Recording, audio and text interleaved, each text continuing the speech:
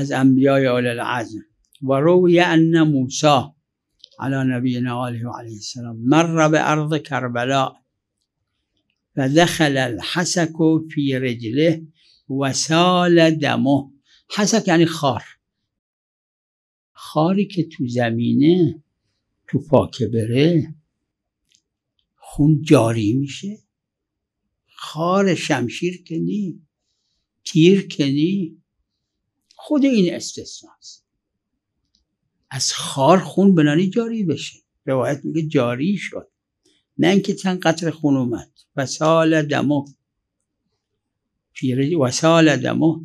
و اوحى الله الیه ان هنا یقتل الحسین صلوات الله علیه فسال دمک موافقة لدمه.